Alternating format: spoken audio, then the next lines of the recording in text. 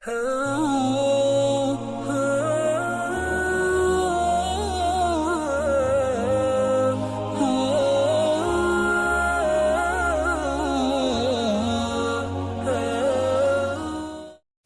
coba belajar mencari motivasi dan ngebooster hati kita dari sosok Luqmanul Hakim. Enggak, Allah Subhanahu wa taala mengangkat derajat Luqman. Kan Allah itu tu'izzu man tasya wa tudhillu man tasya. Allah itu mengangkat derajat siapa yang Dia kehendaki dan merendahkan siapa yang Dia kehendaki. Yang sangat terkenal Allah rendahkan kayak Fir'aun, Namrud, Haman, Qarun, Allah rendahkan. Yang gak terkenal Allah tinggikan seperti Luqman salah satunya. Tu'til mulka man tasya wa tanzi'ul mulka mimman tasya wa tudhillu man tasya wa tu'izzu man tasya wa tudhillu man tasya. Allah kasih kekuasaan kepada siapa yang Allah kehendaki, Allah cabut kekuasaan dari siapa yang Allah kehendaki. Allah berikan kemuliaan kepada siapa yang Allah kehendaki, Allah hinakan siapa yang Allah kehendaki. Terserah Allah.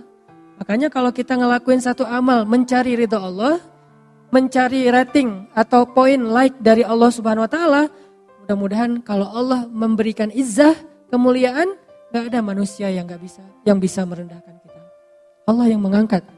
Kan banyak banget orang-orang yang di zaman kita lihat kayak selebriti-selebriti yang dulunya bukan siapa-siapa tiba-tiba jadi terkenal kemana-mana, dipuji-puji sampai dia bikin lagu, dulu saya bukan siapa-siapa, saya dulu dihina, sekarang saya dipuja, gitu-gitu deh. Banyak kan kisah yang kayak gitu kan ya. Kayak misalnya di komik itu, Dodit, yang orang nganggap siapa sih orang kayak gini, kayak apa misalnya autis apa. Ternyata orang kayak gitu yang kayak lempeng gitu, kayak sadis ya. Bikin orang ketawa tapi dia gak ketawa, kan sadis tuh. Ternyata malah diangkat misalnya sisi popularitasnya. Allahu a'lam tentang sisi keistimewaannya, yang jelas popularitasnya diangkat. Allah punya banyak cara, sehingga kita nggak perlu iri dengki dalam urusan-urusan kayak ginilah. Kalau mau, kan kita tuh kenapa sih kita memamerkan amal soleh kita atau kebaikan kita? Biar dipuji orang. Padahal ketika kita memamerkan, orang malah nggak memuji. Ketika kita riya, kita sombong, orang malah nggak menghargai kita. Kalau kita pengen dihargai, mendingan kita mencari perhatian Allah, capernya ke Allah gitu. Karena kalau Allah udah berkenan kepada kita, akan Allah angkat. Dan kalau Allah angkat, gak ada yang bisa merendahkan. Itu kan yang dikatakan Nabi kepada Ibnu Abbas. Ketika Nabi lagi boncengan sama Ibnu Abbas, mungkin lagi kemana gitu, lagi ke pasar berdua sama Ibnu Abbas boncengan. Ibnu Abbas di belakang. Nabi bilang, ya gulam, anakku, ihfazillah, yahfazka. Yang perlu kamu jaga itu Allah, bukan manusia. Jadi jaga perasaan Allah. Kalau kita menjaga perasaan manusia, karena Allah.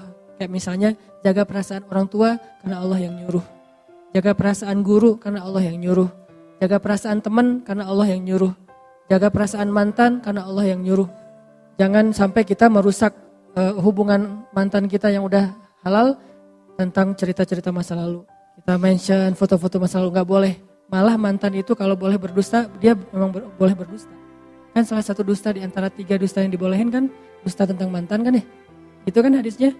3 tempat boleh berdusta. 1 dusta dalam peperangan. Perang mah gak boleh jujur-jujur amat. Taktik kami gini loh, strategi kami gini. Nggak kasih tahu ke Israel, gak boleh. Karena jelas-jelas ini peperangan antara penjajahan Israel dengan bangsa Palestina misalnya. Kayak kita dulu ke Belanda, gak boleh. Kedua, dusta untuk mendamaikan 2 orang yang pengen bunuh-bunuhan. Wah, dia ngomongin saya jelek-jelek. Enggak, saya tahu dia banget, dia gak ngomongin tentang kamu yang jelek-jelek. Justru tentang yang baik-baik dia omongin. Masa sih? Iya benar, saya jadi saksinya. Padahal enggak. Boleh berdusta kayak gitu. Jangan jadi justru kita sebagai provokator. Ada 2 orang nih, rame di grup. Akhirnya kita japri, sebetulnya maksud dia gak kayak gitu. Walaupun kita tahu gitu banget sih maksudnya. Kita berdusta. Soalnya pas aku ketemu sama dia ya, dia sebetulnya muji-muji kamu loh. Dia nyebutin kebaikan-kebaikan kamu. Padahal gak pernah kayak gitu. Ini dusta. Demi mendamaikan. Selama tidak berlebihan. Yang ketiga, dusta tentang masa lalu. Dengan niat bukan pengen balikan lagi. Niatnya pengen ngelupain dan taubat. Gak boleh cerita, itu tahu gak mantan gue ada berapa? Ngomong ke pasangan, wah bahaya itu. Jadi intinya adalah yang perlu kita jaga perasaan Allah, bukan perasaan makhluk. Kecuali perasaan makhluk ini memang Allah yang nyuruh. Kita jaga tuh perasaannya. Ihfazillah yahfazka. Kalau kita jaga perasaan Allah, kita nggak pernah ngecewain Allah, Allah nggak bakalan ngecewain kita, nggak mungkin. Jadi kalau kita sering kecewa, ini karena kita sering ngecewain Allah juga. Aku tergantung prasangka hambaku kepadaku. Jadi jangan ngecewain Allah, ya Allah saya tidak akan mengecewakan engkau. Allah nggak akan mungkin ngecewain kita, mustahil. Manusia aja ada yang kayak gitu, nggak mau ngecewain kita karena kita nggak pernah ngecewain dia. Dia jaga banget tuh nama baik kita atau amanah kita, kepercayaan kita, dia jaga banget. Apalagi Allah, jaga Allah, Allah jaga kamu. Jaga Allah, Allah menyertaimu kemanapun kamu pergi. Kalau ada manusia pengen menjatuhkan kamu, kamu gak akan jatuh kecuali dengan izin Allah. Ada manusia yang pengen mengangkat kamu, kamu tidak akan menjadi terangkat, menjadi lebih mulia kecuali dengan seizin Allah. Jadi kalau kita kadang-kadang ada cemburu dan itu manusiawi, sifat dasar kita. Cemburu ngelihat ada orang lain yang mungkin kayak lebih diapresiasi dari kita. Nah, caranya jangan menghalangi dia, jangan ngejelek-jelekin dia, malah makin jelek kitanya. Jangan juga memamerkan kebaikan kita. Caranya gimana? Ya udah, caper aja ke Allah yang Maha meninggikan derajat hamba-hambanya. Lakuin lagi kebaikan yang banyak. Gak apa-apa manusia gak tahu, makin manusia gak tahu, makin Allah senang tuh. Akhirnya Allah angkat, dan itulah yang terjadi kepada Luqman.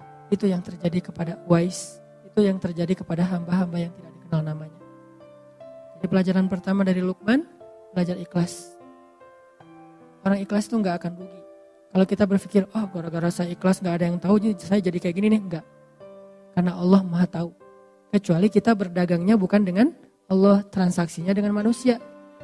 Tapi bukan berarti ketika seseorang mensyiarkan satu kebaikan itu dia gak ikhlas ya. Ini bukan untuk menjudge orang lain. Lagi-lagi taklim saya selalu ada catatan, kita belajar untuk memperbaiki diri.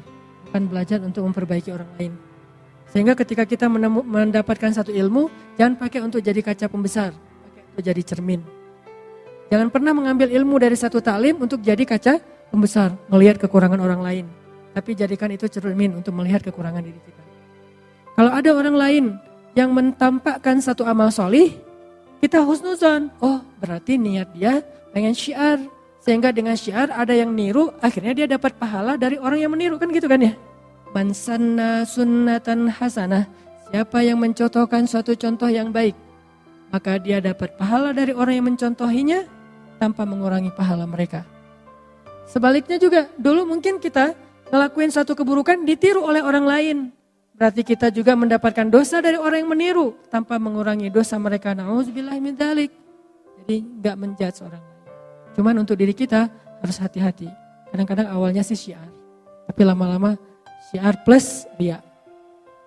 Kayak mau ngaji pas ngaji di rumah biasa-biasa aja. Pas ngaji di halte dibagus-bagusin. Kenapa? Biar jadi syiar kan. Mudah-mudahan gara-gara saya ngaji di halte keluarin Quran. Padahal nggak pakai Quran juga, pakai HP juga bisa kan. Tapi kalau HP kan nggak ketahuan lagi ngaji. Bisa aja lagi chat gitu. Sengaja dia HP ada sih aplikasi mushaf tapi dia keluarin Quran ngaji gitu. Niat awalnya syiar. Biar ditiru sama yang lain. Ternyata orang-orang pada ngelihat ke arah dia, dibagus-bagusin bacaannya. Alhamdulillah nih, pas udah ditiru, rame orang yang kayak gitu. Halte-halte mulai banyak yang ngaji, dia ngomong dalam hatinya, ini gua yang pertama ngelakuin. Itu kan? Ini nih, ujiannya di situ. Bukan gara-gara itu kita jadi nggak bersyiar. Itu godaan setan juga tuh. Lo nggak usah beramal soleh daripada riya. Itu setan gitu juga tuh. Lo mending kalau ngaji biasa-biasa aja deh daripada ntar dibilang suaranya bagus. Oh iya ya, ya udah. Bismillahirrahmanirrahim. Alhamdulillahirabbil alamin. Ustaz, kenapa ngajinya gitu? Takut riya. Kayak gitu-gitu amat sih. Itu juga jebakan setan. Udah ngajinya biasa-biasa aja, ada yang ngajinya bagus. Kayak dia doang yang bisa ngaji bagus. Gua sebetulnya bisa, tapi gua mah ikhlas. Riya juga kan ya. Kalau riya, kita istighfar. Kalau syiar, kita lanjutkan. Kita hanya perlu mengintrospeksi diri. Ini riya apa syiar ya? Ini karena Allah atau karena manusia? Kita lebih tahu. Tapi kalau orang lain, iltamis li akhika alfa uzrin. Carilah untuk saudaramu 1000 alasan yang baik. Oh mungkin. Makanya islahul qulub, tazkiyatun nufus, perbaiki hati kita.